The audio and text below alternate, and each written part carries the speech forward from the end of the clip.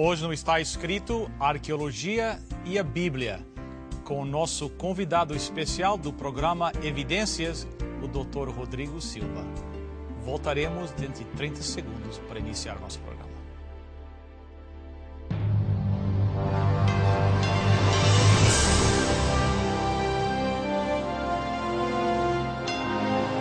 Venceu a prova do tempo. O livro de Deus, a Bíblia. Ainda relevante neste mundo complexo. Está escrito Canadá, partilhando mensagens de esperança ao redor do mundo.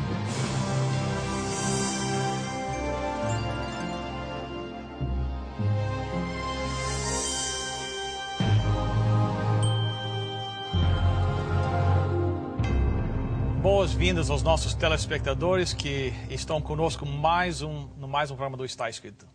Agradecemos a sua presença e queremos agradecer também a presença do nosso amigo Dr. Rodrigo Silva. Dr. Rodrigo Silva é o apresentador do programa Evidências no Brasil. Passa na Rede Novo Tempo, vai até a América do Sul, África. O senhor é arqueólogo e aceitou o nosso convite para estar aqui conosco e nós agradecemos muito a gentileza sua de estar aqui conosco. Eu é que agradeço a oportunidade de voltar aqui no Está Escrito e que a mensagem de Deus possa realmente atingir a todos os telespectadores em suas respectivas casas. Isso é a nossa oração também. Doutor Rodrigo, quem sabe, para o benefício daqueles que, quem sabe, estão assistindo pela primeira vez, não conhecem o senhor, uma pequena biografia de quem você é, de onde é que você veio, para que eles conheçam um pouquinho melhor, senhor. Bem, eu sou brasileiro. Sou de uma cidade do Brasil chamada Belo Horizonte, que fica no estado de Minas Gerais. E atualmente, além de apresentar o programa Evidências, eu tenho como meu principal trabalho também, sou professor da Faculdade de Teologia no UNASP, que é o Centro Universitário Adventista de São Paulo, onde eu vivo e leciono várias matérias ali, arqueologia, grego e algumas outras áreas ali. E é um prazer estar aqui. Nós temos alguns cursos na área de teologia e arqueologia também, e filosofia. E estamos aí nessa tarefa já há algumas décadas já lecionando. Que bom, muito obrigado. O senhor é casado? Sou casado, a minha esposa. Não pode esquecer de mencionar a esposa, com né? certeza. Ela infelizmente não pôde estar aqui conosco, o nome dela é Lislier, ela também é professora universitária no Brasil, está atualmente concluindo o seu mestrado em Psicologia da Educação na Universidade de São Paulo, lá no Brasil. E quem sabe, numa oportunidade, a gente pode vir e trazê-la aqui também para participar com todos os telespectadores. Será um prazer. Doutor Rodrigo, hoje nós vamos falar um pouquinho sobre arqueologia e quem sabe começamos com um detalhe que em outro programa nós já conversamos um pouquinho, mas vamos quem sabe começar com a pergunta: a arqueologia prova a Bíblia? Eu fico feliz, Bill, por você ter começado com essa pergunta, que algumas pessoas confundem um pouco e usam mal essa expressão. Até em livros eu encontrei: a arqueologia confirma a Bíblia, ou prova a Bíblia. Isto não procede por várias razões. Em primeiro lugar, a Bíblia é um livro que tem elementos que demandam fé. Por exemplo, eu não posso, pela ciência, pela arqueologia, por qualquer área acadêmica, provar que Deus é uma trindade. Certo. Isso demanda fé. Eu não consigo provar que Deus jamais teve um começo. Isto não é falha da crença, é falha do método científico. Como, por exemplo, eu não posso provar pelo método científico a existência da chamada matéria escura. Os físicos afirmam que existe uma matéria escura, que em torno de 70 e poucos % do universo é constituído por uma matéria chamada matéria escura. Mas ela é tão grandiosa que ela escapa à experimentação, à observação.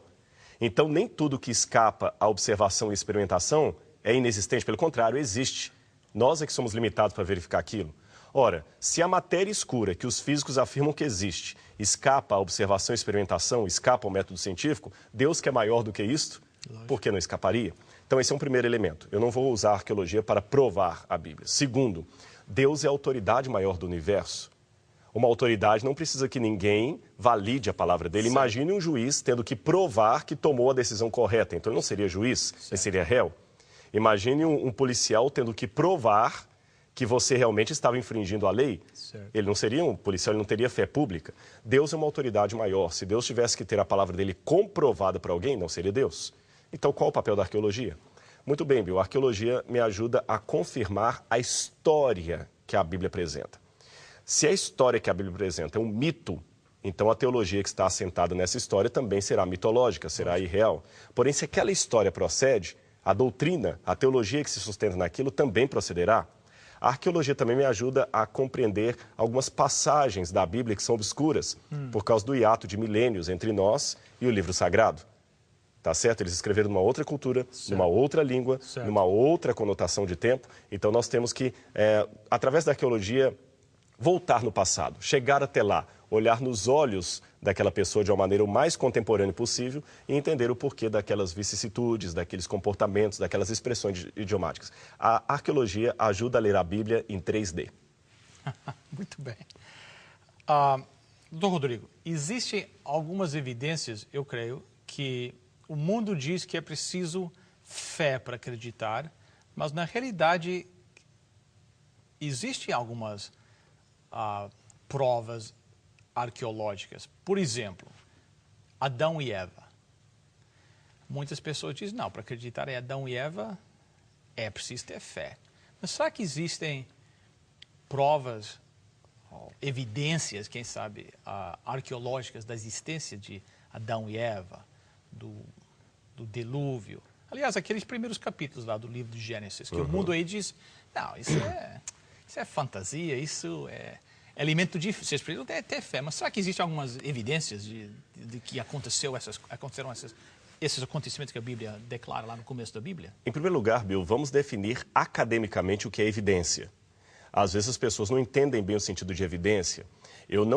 Pensam que evidência seria um DNA de Adão, um pedaço da orelha dele, a foto ossada. Não é assim que a gente trabalha com o método científico. Evidências são elementos que aparecem num determinado campo e que me permitem construir hipóteses de trabalho em cima daquilo. Então, por exemplo... Uma hipótese lógica, Uma hipótese lógica. Se eu chego numa casa, eu encontro ali uma bola, o vidro da casa quebrada, eu tenho ali algumas evidências. A partir do momento que eu descrevo essas evidências de modo acadêmico, eu tenho um fato científico. Okay. A bola não pode ser subjetiva a descrição. Não posso falar que a sala era grande e espaçosa. Ela tinha tantos metros por tantos metros. Não posso falar que ela estava suja. Ela tinha elementos aqui e ali, não pode ser subjetivo.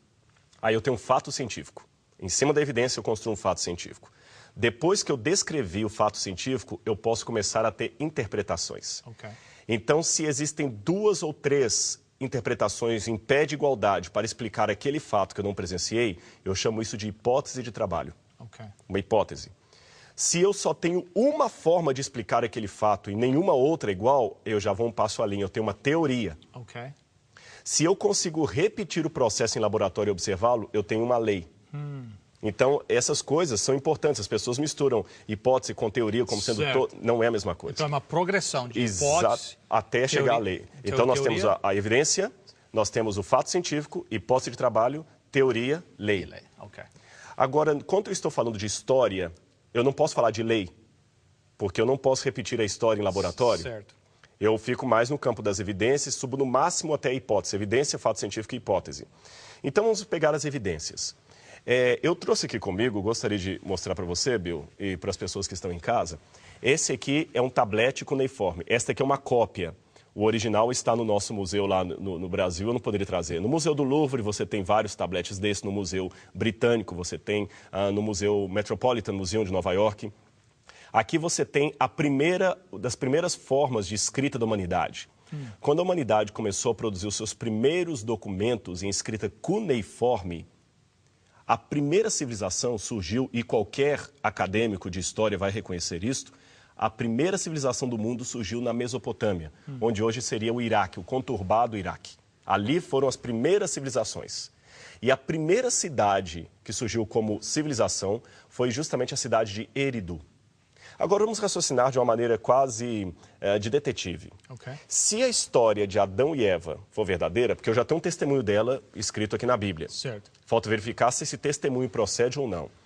Se essa história for verdadeira, Adão e Eva estariam no topo genealógico de todas as nações do mundo. Concorda comigo? Lógico. Eu estou trabalhando com 50% de chance de Moisés ter escrito uma mentira ou ter escrito uma verdade. Certo. Se for verdade, aqueles primeiros povos que surgiram ali eram descendentes de Adão e Eva. Lógico. E cronologicamente falando, também estariam próximos a Adão e Eva pela cronologia bíblica. Se for verdade o que a Bíblia falou, nos primeiros documentos da humanidade, eles deveriam fazer referência a Adão e Eva, ancestral comum, concorda? Um outro detalhe, se o evento histórico é grande demais e traumático demais, ele vai deixar marcas na geração seguinte. Lógico. Isso é óbvio. Né? Os primeiros judeus que sobreviveram ao holocausto nazista da Segunda Guerra Mundial, todas as gerações falavam do nazismo até hoje. Quantos anos já se passaram desde a Segunda Guerra? E você ainda tem um filme ali